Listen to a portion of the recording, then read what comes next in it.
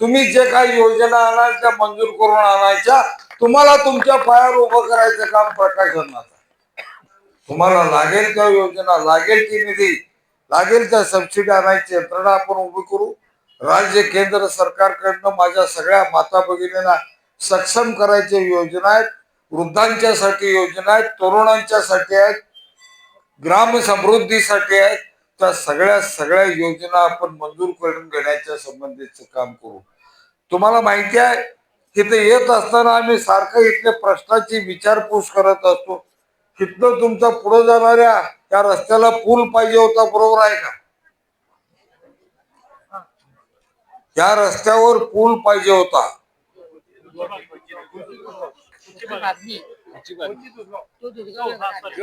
तो दुधगावचा नव्हे, बागणीचा.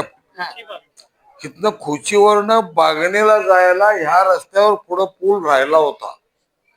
त्याची मागणी सारखं तुम्ही करत होता. तो पूल गेल्या आठवड्यात मंजूर झाला, एवढं तुम्हाला सांगायला मला मनापासून आनंद होतो. ही कामं करणारे कार्यकर्ते होता. आम्हाला माहिती आहे कुठली काय कामं आहेत, ती कशी करायची. मुन्ना साहेबांनी, अमल राहुल आवाड्याने, आम्ही सगळे ठरवलं, त्याचा पाठपुरावा केला, ते झालं मंजूर. हे सगळं एकत्रितपणानं आपल्याला हे राबवायचं आहे, काम करायचं आहे. अशोकराव थांबायचं नाही आता.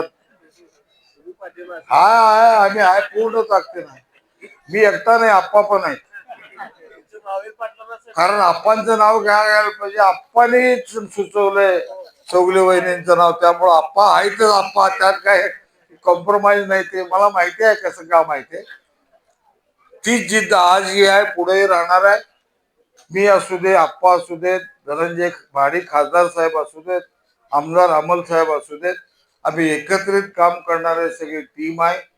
आता तुम्हीही सौमिका माडिक वहिनींनी राहायचा निर्णय घेतला असता तर त्या आज प्रचारात आल्या असत्या. त्यांच्यासाठी आम्ही प्रचार केला असता.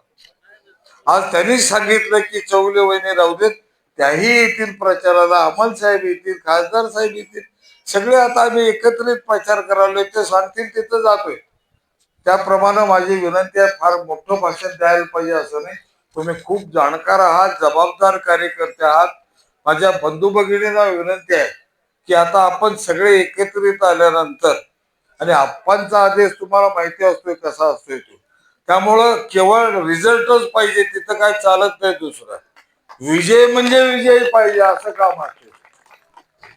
त्यामुळे जिल्हा परिषदेच्या उमेदवार चौगुले वहिनी, त्याचप्रमाणे पंचायत समितीचे दोन्हीही उमेदवार आमचे अशोक माळी, आणि त्याचप्रमाणे दुसरे आमचे उमेदवार मिसाळताई, या दोघांनाही आपले अशोकराव माळींचं आणि चौगुले वहिनींचं चिन्ह कमळ आहे, आणि मिसाळ वहिनींचं चिन्ह धनुष्यबाण आहे.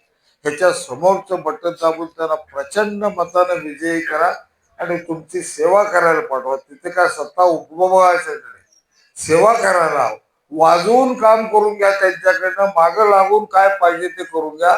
आम्ही आहोत तुम्हाला या सगळ्याचा न्याय देण्यासाठी, एवढा विश्वास देतो.